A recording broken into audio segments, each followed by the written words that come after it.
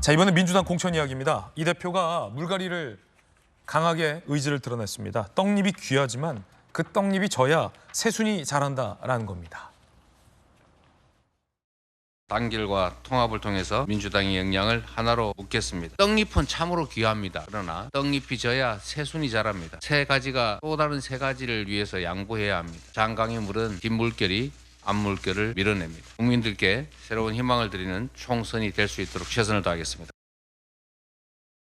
떡잎이 져야 새순이 돋는다라며 새로운 정치 신인들, 정치 후배들의 길을 위해 기존의 기득권과 이 주류를 물갈이하겠다라는 의미로 해석됩니다. 그런데 당내에서 이런 반발도 있습니다. 최재성 전 수석입니다. 떡잎과 새순이 아니라 경쟁자의 싹을 잘라버린다라는 오해받을 수도 있다. 임종석은 탈락, 추미애는 공천하면 누가 납득하겠냐. 최재성 전 수석의 비판은 임종석과 추미애 중 누가 떡잎이고 누가 새순이냐라는 겁니다. 그냥 싹을 잘라버리는 건 아니냐라는 비판입니다. 민주당 내부 반응 좀 더 볼까요? 민주당 의원 A, 지도부가 희생을 안 하는데 남한테 무슨 할 말이 있느냐. 민주당 B, 이 대표 비주류를 죽일 생각뿐인 듯하다. 주로 비명계 의원들의 반응이 인터뷰된 것 같습니다. 자, 이 대표는 그럼에도 불구하고 현역 물갈이에 시동을 걸겠다라는 입장입니다. 그 가운데 오늘 한 보도에 따르면 지도부의 심야회의가 있었는데 이 심야회의에서 노웅래 의원 등에 대한 컷오프가 논의됐었다. 이런 보도가 나옵니다.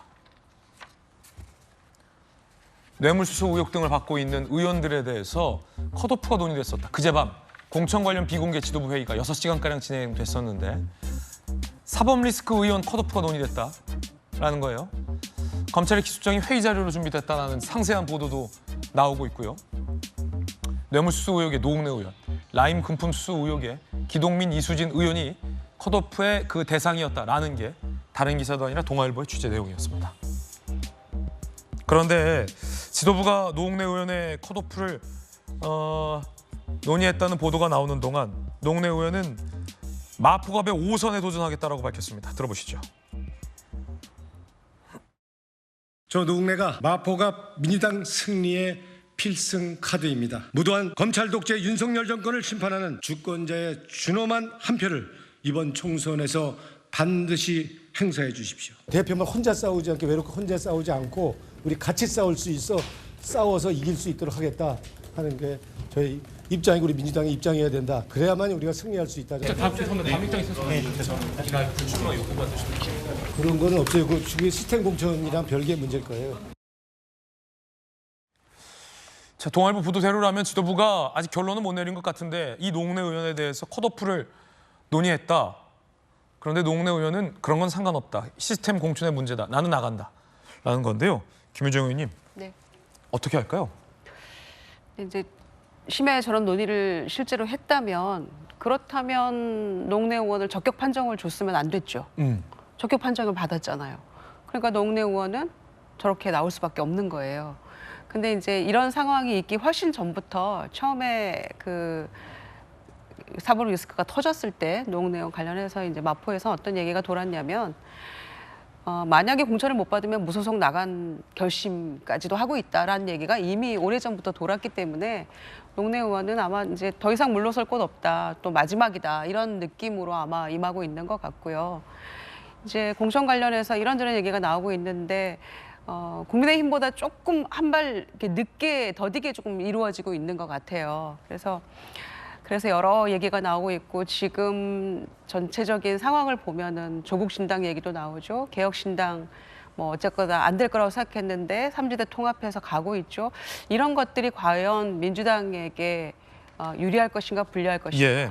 민주당 표 분산에 더 많은 그 상황이 될 것 같거든요. 그래서 어려운 가운데 공천이라도 좀 혁신적이고 개혁적이고 좀 더 속도감 있게 빨리빨리 진행이 돼야 되는데 그렇게 못하고 있고 이제 와서 뭐 대선 패배의 책임 논의하고 있고 알고 보면 뭐 친명계가 더 많이 컷오프 됐다는 등 뭐 이런 얘기들이 난무하고 있으니까 최재성 수석의 이야기도 나오고요. 예.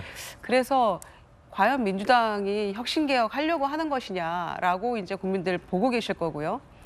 이를테면 임종석 전 실장이나 추미애 전 장관 얘기를 놓고 봤을 때 내부에서 추미애 대표의 주장 그거잖아요. 나는 싸웠다. 윤석열 총장과 싸웠던 것이다.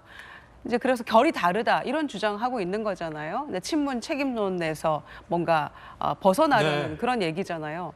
그런데 그거는 우리 내부의 주장일 뿐이고 우리 내부의 갈등일 뿐이에요. 그걸 바라보는 국민들은 다 문재인 정부 사람들이에요, 그냥. 그러니까 이거를 정리하려면 좀 신속하게 빨리빨리 결단을 내려야 된다 이런 생각이고요. 네.